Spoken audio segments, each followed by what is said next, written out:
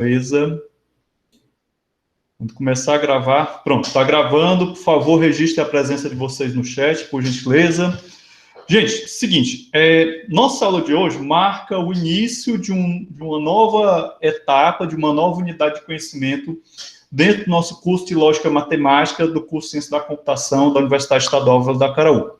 Bom, como eu tenho feito desde o início do semestre, quando nós vamos iniciar uma nova unidade de conhecimento, eu apresento para vocês quais são nossos objetivos de aprendizagem, lembrando sempre que esse documento, esse arquivo está lá no nosso sistema acadêmico, e eu recomendo demais que vocês, sempre que possível, consultem esse documento para verificar se os objetivos de aprendizagem que foram estabelecidos, vocês estão conseguindo atingi-los, certo? Então, é bacana até para que você faça uma autoavaliação, tá certo? Então, vamos aqui apresentar aqui uma tela, só para que a gente possa comentar quais são esses objetivos de aprendizagem dessa unidade de conhecimento que se inicia agora.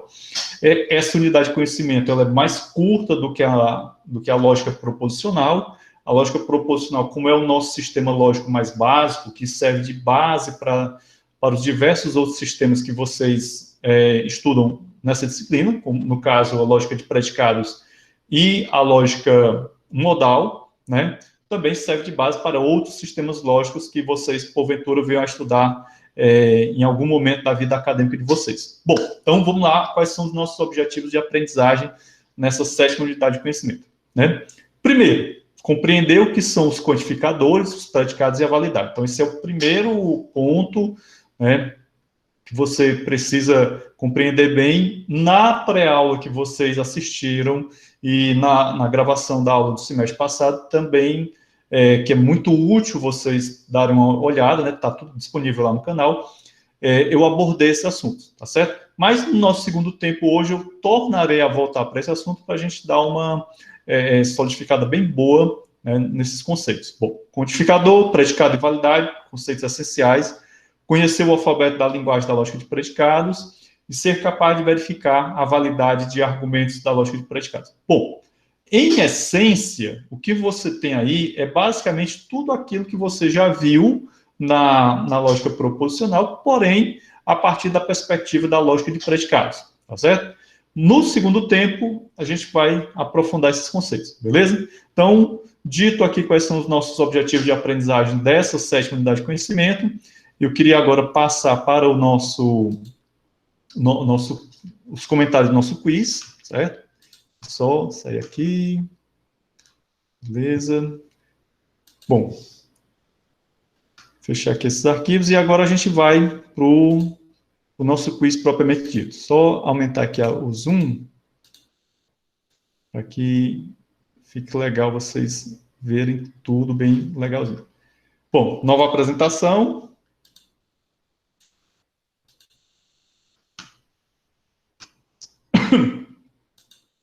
Gente, nossa primeira questão, ela diz o seguinte: afirmar que a lógica de predicados é mais sofisticada quer dizer que... Bom, essa palavra sofisticada, dependendo do contexto em que você está empregando, ela tem diversas conotações, certo? No contexto da lógica de predicados, sofisticado, ela denota o seguinte, que o alfabeto possui mais elementos, né? Então, vocês devem ter percebido lá no vídeo de pré-aula que o alfabeto da lógica de predicados, ao contrário do alfabeto da lógica proposicional, ele é mais rico. Se eu tenho um alfabeto mais rico, então eu tenho mais condições de representar conhecimento, certo? Então, eu acredito que vocês perceberam que o alfabeto da lógica proposicional, ele possui limitações, certo? E essas limitações impedem, né, que nós possamos representar determinados conceitos, como a questão da quantificação, certo? Vamos deixar isso para o segundo tempo, a gente vai abordar mais. Bom, mas eu queria apenas alguns comentários a respeito das outras alternativas. Bem, é uma lógica difícil, uma pessoa marcou essa alternativa.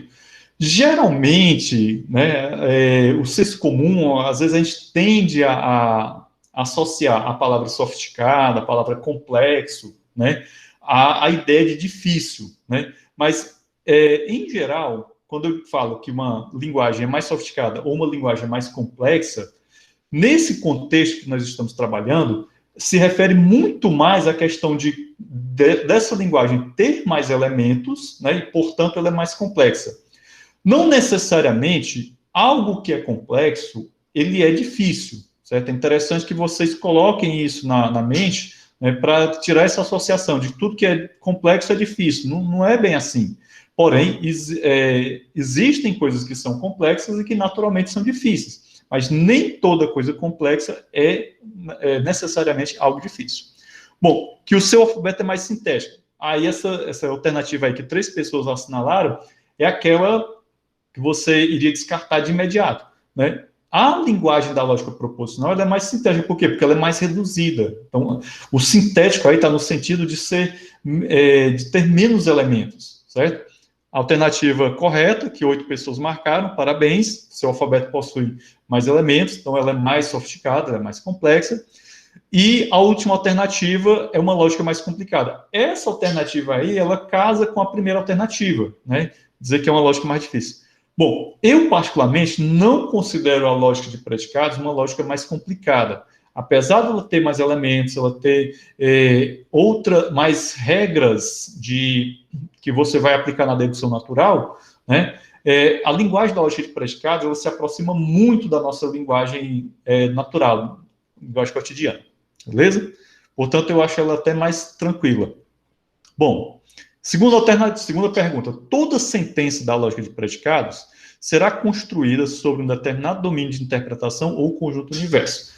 Perfeito, a maioria acertou, 12 pessoas assinalaram correto e apenas uma pessoa assinalou falso. Gente, toda e qualquer sentença da lógica de predicados, né, quando você vai formular essa sentença, é necessário que antes você defina qual é o universo do discurso. Certo? Por quê? Porque quando a gente avalia o valor de verdade de uma sentença da lógica de predicados, é preciso, em primeiro lugar, levar em consideração qual é o universo do discurso, né, qual é o domínio de interpretação que eu estou trabalhando. Porque, muito provavelmente, vocês vão encontrar sentenças que, se você mudar o domínio do discurso, o valor de verdade daquela sentença muda. Certo? Principalmente quando nós estamos trabalhando com conjuntos numéricos, né? Então, algumas sentenças que valem para o conjunto dos números números inteiros, não vale para o conjunto dos números naturais, certo? A gente vai ver exemplos depois, tá certo?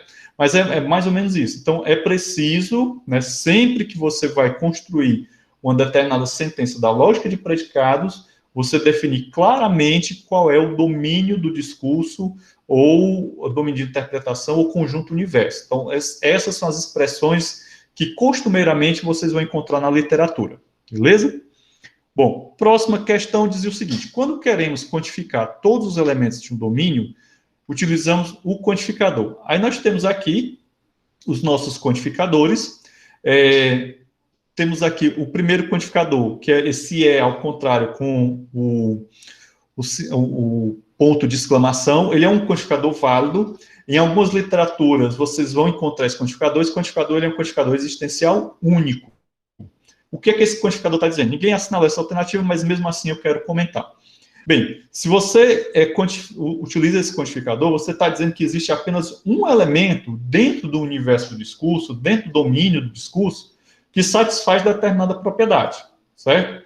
Vejam que ele é sutilmente diferente do quantificador seguinte, né, que é o quantificador existencial, né, sem ser o existencial único. Esse quantificador existencial, ele está dizendo para a gente o seguinte, que existe pelo menos um elemento que satisfaz determinada propriedade. Esse pelo menos um é um detalhe muito importante dentro dessa frase, porque ele também está dizendo o seguinte, olha, existe um, mas não somente um, pode existir mais de um, certo?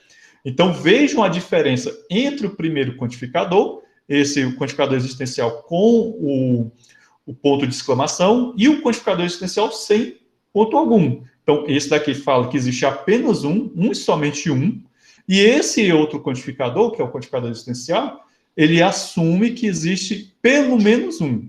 Então, é muito comum vocês encontrarem na literatura matemática essa expressão, pelo menos, né, quando ela se refere à existência de um elemento dentro de um determinado universo. Bom, esse outro elemento aqui, né, esse outro quantificador, ele não existe, particularmente eu desconheço ele, eu coloquei aqui com uma mistura do quantificador existencial único e o quantificador universal, certo? Aqui seria um quantificador universal único, né, uma ideia meio estranha, apesar de que 2 pessoas marcaram. Bom, a maioria, parabéns, acertou, assinalou a alternativa correta, esse é o quantificador universal. Quando a gente fala de quantificação universal, não devemos esquecer jamais, né? Quando eu digo que determinada sentença, ela está quantificada universalmente, significa que aquela sentença é válida para todos os elementos de um determinado universo ou domínio do discurso, beleza? Bom, mais detalhes no nosso segundo tempo hoje. Bem, próxima questão. O quantificador existencial é utilizado para quantificar um único elemento do universo do discurso.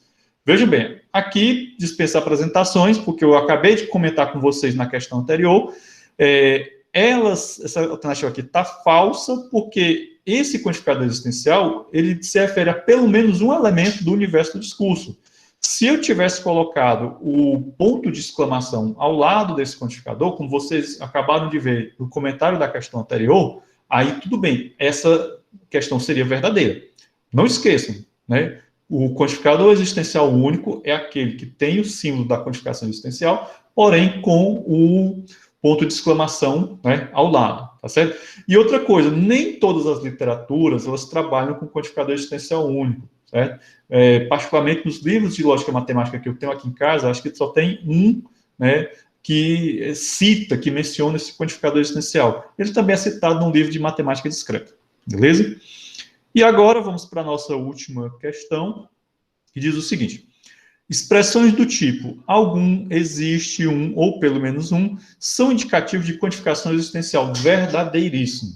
Então, quando a gente vai traduzir uma sentença que está em linguagem natural, e nós vamos representar essa sentença numa fórmula da lógica proposicional, é muito importante que a gente atente para esses indicadores, né? Então, expressões como essas, né?